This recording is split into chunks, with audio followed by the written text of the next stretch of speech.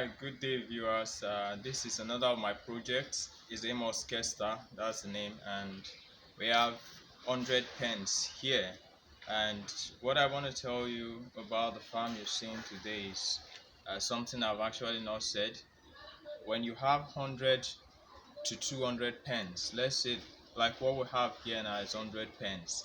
Now, when you have 100 pens, the capacity of this farm is 10,000 snails.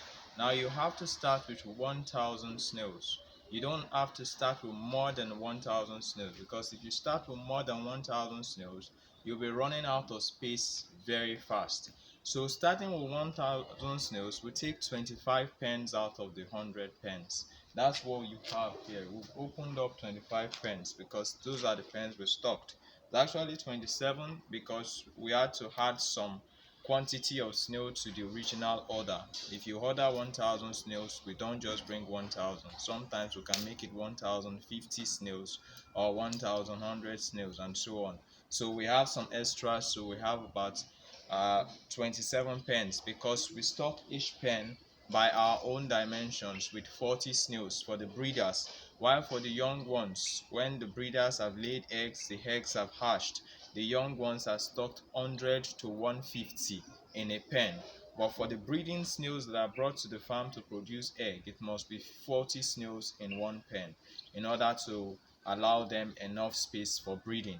So when you have a pen of 100, a farm of 100 pens, you don't need to stock with more than 1,000 snails. Just like I've said, 25 pence will be consumed or more, and let's assume 25 pence are consumed and you have 75 pence left. You apportion two of those 75 pence into incubators where you incubate and hatch your eggs, so the remaining 73 pence becomes the pens where you transfer the young snails to. So that will give you some time before you start thinking about expansion. For instance, it will give you about a year period to fill it up because you're stocking 150, 100 to 150 per pen. But if you stock with more than 1,000 snails, that means you'll be occupying more pens with your breeders and you'll be running out of space very fast. And you start thinking of expansion when you have not started making returns from the former investment. So it becomes difficult for you to manage the business. So in order to manage your farm properly, you have to know the number of pens you have and stock accordingly, with the hope that you have to run the farm for a period of time before you start thinking about expansion, because snails are slow growing animals and they cannot just grow all of a sudden in 6 months and you start selling. I know people say you get snails mature at 6 months. That's not true. The maturity period, if you're properly feeding your snails, is between 12 to 18 months. Though they start laying from 9 months, that doesn't mean they are mature enough for table size.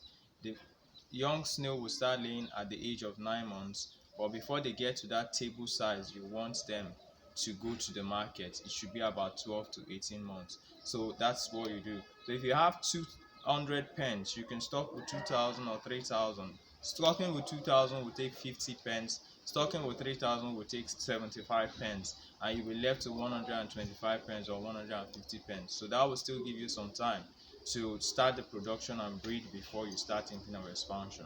So that's one thing I want you to know. I know I've not said that before, but just to educate some of you who are not really conversant with the business yet. Also, leftover feeds.